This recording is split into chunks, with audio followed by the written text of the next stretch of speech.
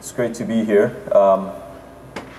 We've been continuing in our study in Mark, and today I want to just kind of wrap up the whole theme of being in practice of what God's called us to do, right? About 2 weeks ago, we started out in Mark chapter 6 early on, how Jesus sends out the 12 disciples, and he says to them, hey, you've been with me for this long, and we've been teaching you all the different things of what it means to be my disciple. Now I want you guys to go out and live it, to try it out. And so Jesus sends out the people that are there, and then they're going out and they're doing all the crazy things that Jesus said they were going to do. They heal the sick, they expel the demons, and they do all these things. And last week we talked about the heart of what it means to be a martyr, what it means to give your life for God, and how we're supposed to live and how we're supposed to do those things.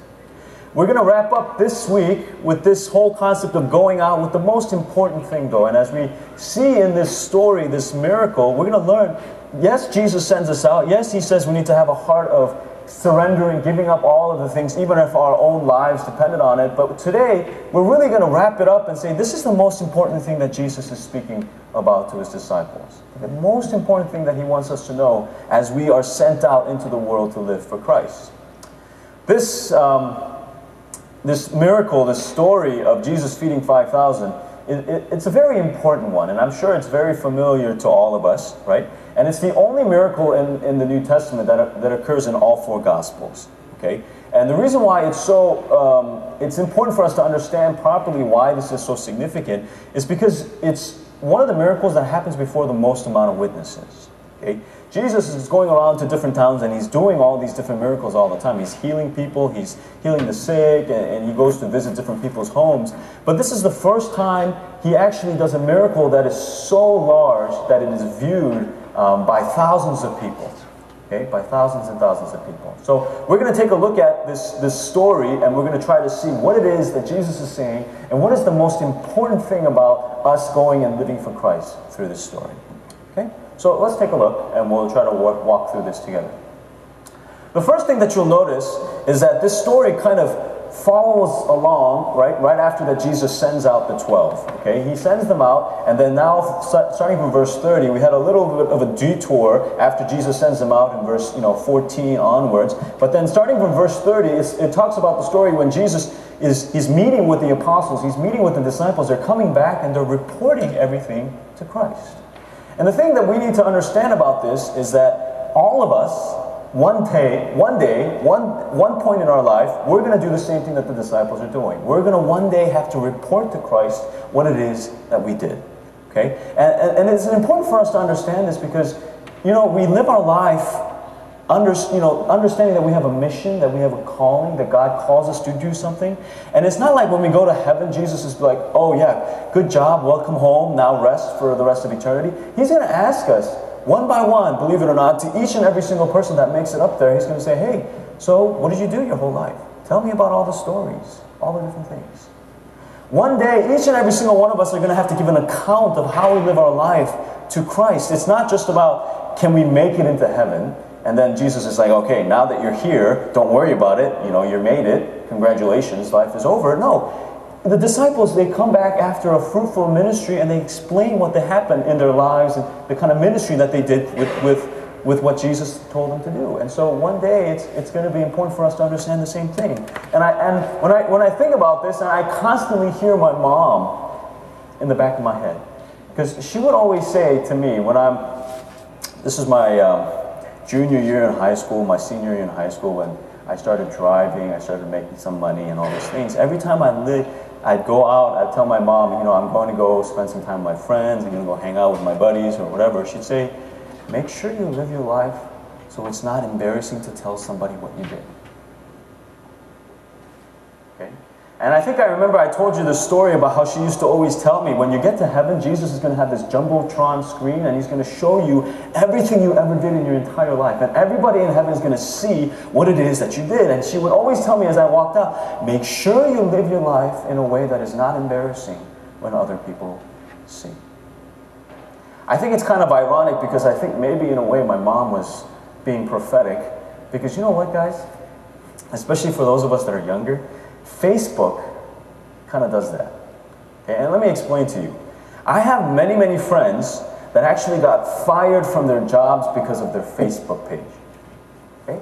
And I'll explain why. Because on their Facebook page, what can you do? You can put up pictures of what you did on your Facebook page. Parties, different people that you met, different things that you did, the craziness of your life, your personal life, you can put it up on the internet. I have friends who their business, you know, their bosses or whatever, they friended them on Facebook for whatever reason, and they went and saw all the different things that they did in their life, and the boss said, you know what, I see what you do in your life when you're not at work. We don't want the kind of person that you are working here. Okay? One day, each and every single one of us is going to have to give an account to Christ. And Jesus is going to say, hey, you made it here, congratulations, now tell me what you did with your life. Right? We're all going to have to give an account. And it's so simple because the disciples, they're excited, right? They're excited, they're not nervous, they're not scared, they're excited because why? They did what God called them to do. They want to share, they're dying to share. They're like little children that are just exploding. They're just trying to tell Jesus everything that they did. And I pray that's the story for all of us as we start understanding what it is that God's called us to do. That when we think about meeting Jesus face to face, it's not like dread and guilt and, oh my gosh, I hope he doesn't show that part of my life, but it's more like, Jesus, I can't wait to tell you all the different things that I did. Right? Gives an account. And what happens? He says in verse 31, then because so many people were coming and going that the disciples didn't even have a chance to eat, he says to the disciples, hey, I see that you've done the work that I've called you to do, that I sent you to do, that you've been so busy that you don't even have a chance to eat.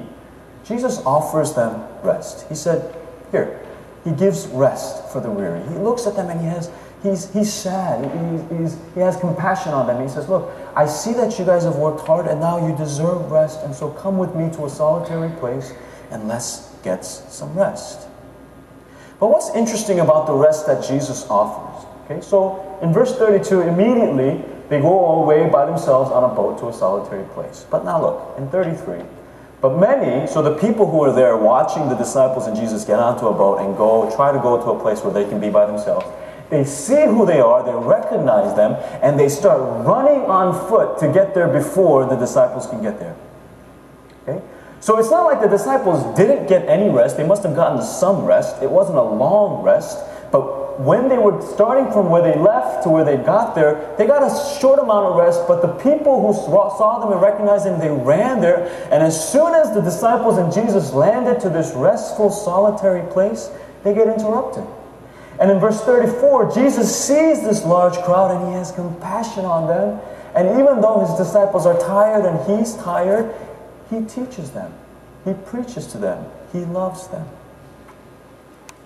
So what's important for us to understand is this, that Jesus, yes, he does give us rest, but we need to redefine how we understand rest.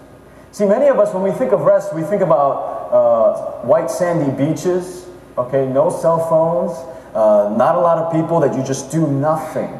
Okay, and you have nice, sunsets, and you're in a beautiful place with beautiful people, and whenever you just ring a bell, somebody brings you some Mai Tais and food and whatever it is, and that's rest for us. Okay, for young people, rest is what? It means doing nothing. Okay, and young people have a really good concept of this, especially over the summer, and I can testify because I was once young, right, and I'm still young, and when I think about rest, I'm thinking about doing nothing. Okay, and I still remember when I would come home from summer breaks, and summer breaks, they're long in this country, okay? Only in the United States do we give students 3 months off for summer break, okay? We have a long time, and if you don't have a job, guess what? I do nothing for 3 months. And when we think about rest, for some reason, many of us, we think that is rest. But you see, there's a fundamental difference between doing nothing and resting. Because when you do nothing, or for example, if you watch TV all day because you want to rest, let me share a little bit from my experience. I'm actually feeling more tired at the end of doing nothing than if I were doing something productive. And so when Jesus says, look, you guys are tired, you don't even have a chance to eat, let's go and rest, he's not talking about long periods of absence where he's saying, let's veg out for a good week, or for a good week, let's just watch our favorite TV shows and dramas and Korean dramas, and let's just do the things that make us happy, okay, and do nothing for a long period of time, and that's how you're going to be refreshed. Jesus isn't talking about that. He's saying it's not about the quantity. We need to retranslate, re-understand what it means to rest. Rest in Christ. What does that mean? doing nothing versus finding peace in Christ. You see, I think this is what it is for Jesus and for the disciples. The disciples are out on their own, okay, and they're doing the thing that Jesus told them to do several verses back. And Jesus says, look, I'm going to send you out 2 by 2. You're on your own now. Before you used to go with me, I used to go with you wherever you went. I used to show you, I taught the people, I demonstrated my power. Now you're on your own to go out. When the disciples came back, Jesus says, let's get some rest. And he goes with the disciples to a solitary place. For the disciples, okay, and what Jesus wanted to teach them was resting for believers means returning to Christ. It means finding your loved one. It means coming back to the person that means the most to you and being reunited with them, spending time with them, being recharged. That is rest. You know, I often take traveling trips, you know, especially over the summer and winter breaks to go speak at different conferences or whatever it is. And at times I'll be gone for, you know, a week at a time and different things. And even though I love what I do, I love teaching the Word of God, I love preaching and ministering to young people, at the end of the day, the only thing I want to do is come home. And it's not because I want to come home and watch TV, because I can do that at the hotel room that I'm staying at. You know, actually, when I'm away at conferences, my life is a little bit less busy because I don't have to worry about kids, you know, and I'm just doing these different things. If anything, my life is more restful when I go. But you know what? At the end of the week, I just want to come home because why? The people that I love the most are at home, and when I'm with them, I feel refreshed. You see, so many of us, we do the work of God and we think, oh man, I did so much, I'm tired, and now I'm going to rest, and we take a vacation away from Jesus. We take a vacation away from God. You know, we serve and we do so many things, and then we plan a 2-week trip, and then in the middle, even if there's a Sunday or whatever it is, normally you go to church and we don't. Because why? We're on vacation. We're resting. And we wonder when we come back, why are we so much more tired? Why is life so much more hectic? I'm supposed to have been on vacation. Maybe we need to go on vacation for a longer time. We need to re-understand our concept of what it means to rest. Because it's not quantity, it's not, you know, where you go. It's about coming back to the most important thing, recharging. And for the disciples, that's what it was. It wasn't a long time. It was just that short boat ride, being with the person that they loved the most, going to the other side, right? And so they do that. And when they get there, Jesus is teaching to the people, and he has this compassion on them, and he's doing these things. And remember, physically, the disciples are still tired, right? And so it makes sense what they asked of Jesus, okay? So he begins to teach them many things, and look in verse 35. He's teaching them all day. He's not just saying 1 or 2 things and say, here, go away, we need to rest. Now he's teaching them all day. And the disciples are exhausted. They haven't even gotten a chance to eat yet. And they're tired. They're doing all these things. And they finally come up to Jesus, and they're looking at their watch, or they're looking at the sun, and they're looking, okay, finally, when the sun goes down, maybe he'll send them away and we can finally get some rest. And they go up to Jesus and they say, Jesus, send them away. Right? Not only just for them, but send them away so they can go eat. We're in a very remote place. We're not in a place where they can get food. So send them away. You know, and what's really shocking about this, because what the disciples asked Jesus, it's not a crazy request. It's not it's not an outrageous request that they're saying. They're not saying, we don't want to be with these people anymore. They're saying, look, they're hungry, we're hungry, so send them away and we can redo and meet again and do the things that you want to do later. But the response that Jesus gives them is this: you give them something to eat. Right? He says, you give them something to eat.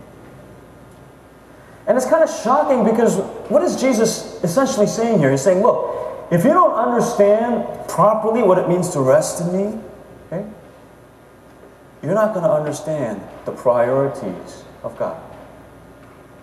If we don't understand truly where the priorities of God are, then we don't really understand how to rest. Because why? That short rest that we spend with Jesus, that short rest that the disciples have with Jesus was saying to them that should be enough. Because why? In this response, he says something